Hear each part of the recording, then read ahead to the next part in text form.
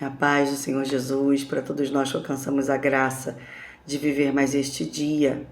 Amém? Eu quero te convidar a me acompanhar na leitura bíblica de hoje, no livro de João, no capítulo 6.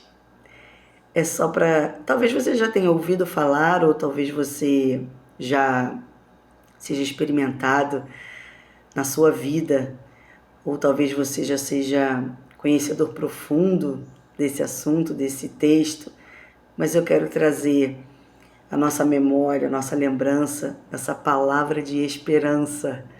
E ela está em João 6, dos versos, vamos ler do 5 ao 14, tá bom? Quem nunca ouviu falar, né, dos milagres de Jesus enquanto ele esteve conosco?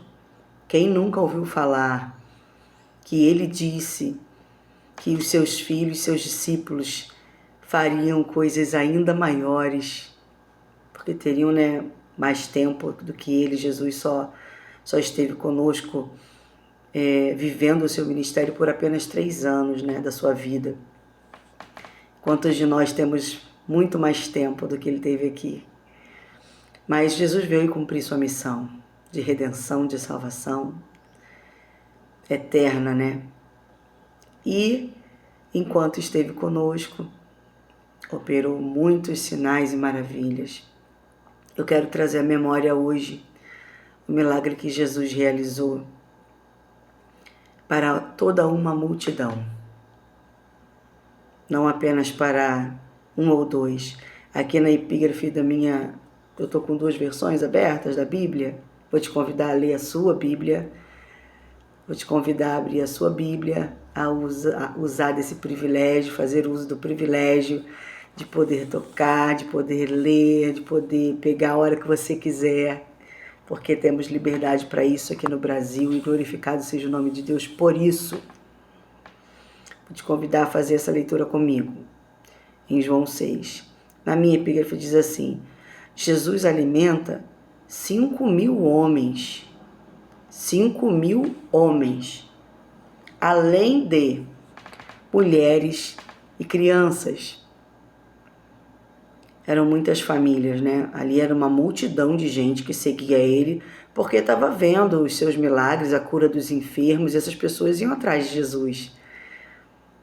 Nem todos, né, iam por amor a ele, por reconhecê-lo como Cristo, Filho de Deus, mas muitos também estavam ali apenas pelos milagres. Independente de quem era a multidão, Jesus mostrou quem ele era, o Filho de Deus, que ama, tem misericórdia e se importa. Jesus tem íntima compaixão pelos pecadores. Jesus tem misericórdia de nós, né? E ele mostra esse amor, essa misericórdia, essa bondade nesse milagre. Eu tenho prazer de ler com você hoje João 6. Você pode ler o capítulo todo, que é uma delícia experimentar da vida de Jesus, né? De tudo que ele fez por nós aqui, enquanto estava aqui. Mas vamos lá. Vou ler a partir do verso 5. Então Jesus, levantando os olhos e vendo que uma grande multidão vinha ter com ele, disse a Filipe, um dos discípulos: Onde compraremos pão para estes comerem? Jesus perguntou para Filipe. Mas dizia isto para o experimentar, porque ele bem sabia o que havia de fazer. Filipe respondeu-lhe: 200 dinheiros de pão não lhes bastarão, para que cada um deles tome um pouco. Era preciso muito dinheiro para alimentar todo aquele povo, né? E um dos seus discípulos, André, irmão de Simão Pedro, disse-lhe: Está aqui um rapaz que tem 5 pães de cevada e 2 peixinhos. Mas o que é isto para tantos? E disse Jesus: Mandai assentar os homens. E havia muita relva naquele lugar. Assentaram-se, pois, os homens em número de quase 5.000. Eles separaram grupos, né, para organizar antes do milagre. E Jesus tomou os pães E havendo dado graças, repartiu-os pelos discípulos, e os discípulos repartiram pelos que estavam assentados. E igualmente também dos peixes, quanto eles queriam. E quando estavam saciados, disse aos discípulos: recolhei os pedaços que sobraram, para que nada se perca. Recolheram-no, pois, e encheram 12 cestos de pedaços dos 5 pães de cevada que sobejaram aos que haviam comido. Vendo, pois, aqueles homens o milagre que Jesus tinha feito, diziam: este é verdadeiramente o profeta que devia vir ao mundo, o tão esperado Messias, o Filho de Deus. E é muito lindo lembrar e voltar a ler, ou então, para quem nunca ouviu falar, conhecer como Jesus procedeu nesse milagre, né? A gente pode dizer aqui que Jesus já tinha decidido abençoar essas pessoas. Já estava no coração dele, né? Porque no verso 6 diz assim: ele falou isso para Filipe só para experimentar ele, porque ele já sabia o que ia fazer. Então, antes de mim, de você, Jesus já havia decidido abençoar aos necessitados, aqueles que estavam em necessidade. Antes do meu coração e do seu, o coração de Deus é bondoso, é misericordioso e se importa com aqueles que clamam, se importa com aqueles que têm necessidade. Jesus não finge que não está vendo, né? Ele olha para a necessidade daquele povo e se importa com eles. Isso é um ensinamento que ele nos dá. Mas aqui também a gente vê e percebe que ele decidiu, como Deus faz conosco, que os seus discípulos participassem desse milagre. Ele pediu para Filipe olhar e ver que realmente era impossível. Primeiro ele atestou, olha, é impossível sim. Nem com muito dinheiro vai ser possível comprar pão para todos. E dentro dessa impossibilidade, Jesus dá a eles uma ordem. Faz com que eles organizem as pessoas em grupos. E diante dessa ordem, o que o discípulo de Jesus faz? Obedece. Dada a ordem, eles obedeceram. E aí o André, irmão de Simão Pedro, já atento à necessidade, já prestando atenção no que estava acontecendo, se importando, querendo, né, fazer parte daquilo, certamente com o coração voltado para aquilo que estava acontecendo ali, buscando alguma solução, querendo participar de maneira a abençoar as pessoas, a responder ao chamado de Jesus, né, para alimentar essas pessoas. Ele encontrou um rapaz que tinha algum recurso. Ele encontrou um com um coração disposto, que tinha muito pouco. O coração estava disposto a dar tudo que possuía. 5 pães e 2 peixinhos. Jesus permite que André traga o rapaz e pega todo o recurso que esse rapaz entregou para o reino de Deus. Ele entregou tudo que ele tinha para ele não morrer de fome. Não era um recurso que estava sobrando na bolsa dele. Era tudo o que ele tinha para que ele não viesse a morrer de fome. Porque tinha uma viagem, né, de ida, de volta, levava algum tempo naquela época. A gente não pegava um Uber e estava tudo certo, rapidinho, 40 minutos, 1 hora, você chega no lugar. Não era assim nessa época. Fazer qualquer viagem, estar se locomovendo de um lugar para o outro, era de outra maneira, né? Existiam outras dificuldades. E carregar consigo alimento era muito importante, para a sobrevivência mesmo. E o discípulo de Jesus, procurando, encontrou um coração disponível. Ele estava disposto de todo o coração, de toda a sua força, com todo o seu entendimento, né? E esse fez toda a diferença nas mãos do Todo-Poderoso. Às vezes Deus está buscando Quem dera, né? Nós pudéssemos ser como esse moço aqui, com um coração disposto a dar tudo o que temos para experimentar o sobrenatural de Deus sobre nós e sobre outras pessoas, até as que amamos ou as que não nos amam também, as que não falamos, não importa.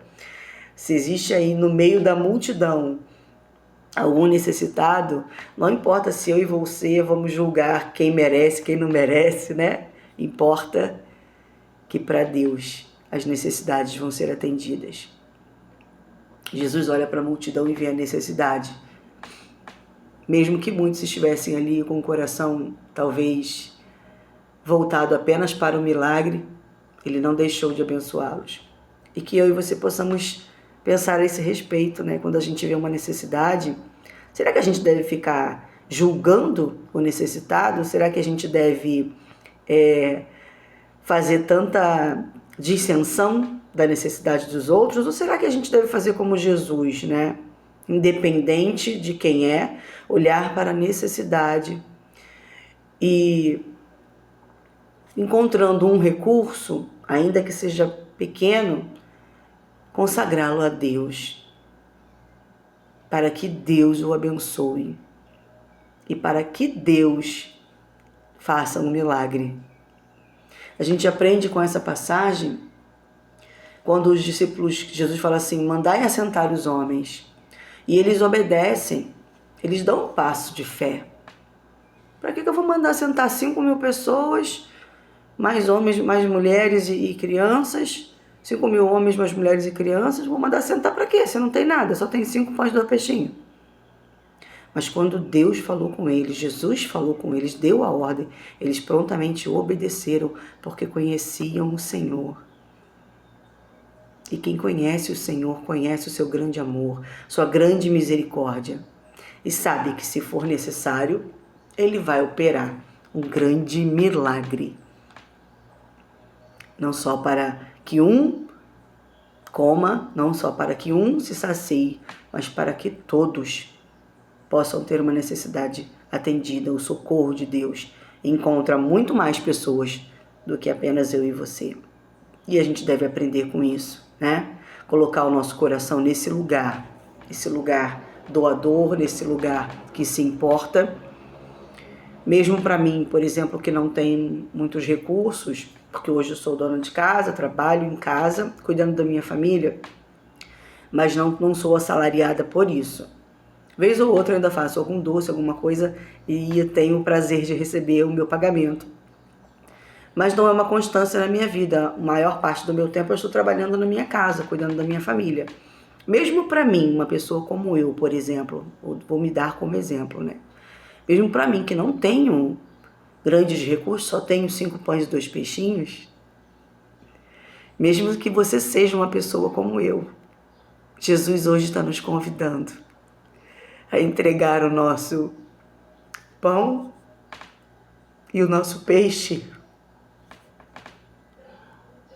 independente do que temos, independente do tamanho do nosso recurso. Jesus está nos convidando a entregar nas mãos dele, porque só assim, quando entregamos os nossos recursos nas mãos dele, quando obedecemos a sua ordem, dando o nosso primeiro passo, que é o passo de fé, só assim vamos viver o sobrenatural. E Ele nos entregará um milagre maior do que aquilo que nós podemos imaginar. Então, o nosso convite hoje é nos tornarmos como esse menino na hora de entregar tudo a Deus. Nos tornarmos como os seus discípulos na hora de obedecer. Amar a Cristo é muito mais que palavras, né? Amar a Cristo é viver como Ele nos ensina, é fazer o que devemos fazer por amor a Ele, não só ficar nas palavras. Eu peço a Deus que nós possamos viver os nossos milagres. Peço ao Senhor que nós possamos ser como o menino, que tudo entrega, como o discípulo, que obedece. E se Deus quiser, viveremos como o verso 12 diz. Jesus deu uma ordem para eles também: recolhei os pedaços que sobejaram, para que nada se perca. E aqui o Senhor nos ensina a responsabilidade.